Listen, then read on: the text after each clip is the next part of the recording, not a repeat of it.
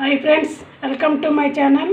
ఈరోజు నేను టమాటా పచ్చడి చేస్తున్నాను. మిక్సీలో లేకుండా 10 days పాటు నిల్వ ఉండే పచ్చడి ఇది. టమాటాలు శుభ్రంగా క్లీన్ చేసుకొని ముక్కలు కట్ చేసుకొని కళాయిలో వేసుకున్నాను. అలాగే చింతపండు, ధనియాలు, జీలకర్ర, ఆవాలు, మెంతులు కలిపి 1.5 స్పూన్ వేసుకున్నాను పొడి. అలాగే గల్లుప్పు వేస్తాను.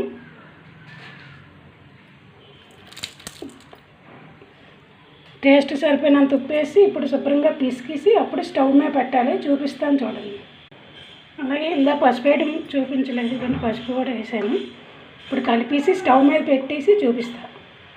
స్టవ్ వెలిగించాను. స్టవ్ మీద పెట్టేసి మూత పెడుతూ ఈ వాటర్ పోయినంత వరకు మనం చూస్తూ ఉండాలి.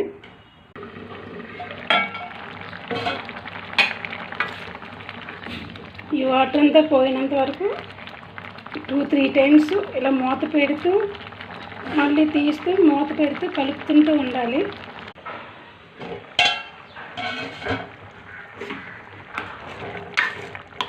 ఇంకా వాటర్ దగ్గర పడాలి.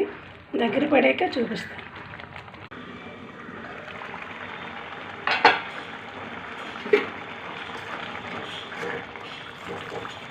ఇంకా దగ్గరికి పడాలి.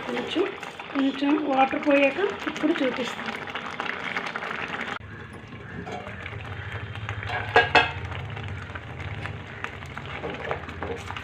టమాటాసు దగ్గర పడ్డాయి.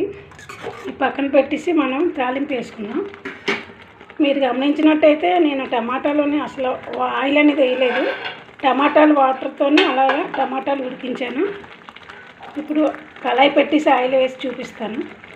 స్టవ్ వెలిగించి కళాయి పెట్టాను. ఇప్పుడు ఆయిల్ వేస్తున్నాను. ఎందుకంటే పోపుల్లో కొంచెం ఆయిల్ ఎక్కువ పడుతుంది.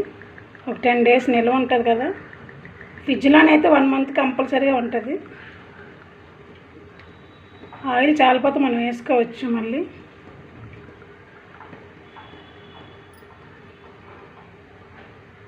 ఆయిల్ వేడెక్క పోపులు వేసాక చూపిస్తాను. ఆయిల్ వేడెక్కింది. వెల్లుల్లి వేస్తున్నాను. ఎండుమిరపకాయలు, అలాగే జీలకర్ర, ఆవాలు, మినపప్పు కూడా వేస్తున్నాను.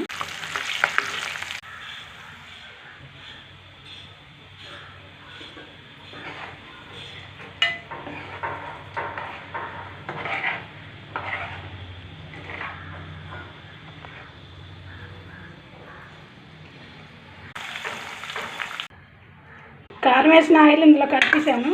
చూడండి ఫ్రెండ్స్, నా వీడియో కానీ నచ్చినట్టయితే లైక్ చేయండి, షేర్ చేయండి, సబ్స్క్రైబ్ చేసుకొని. Okay, bye.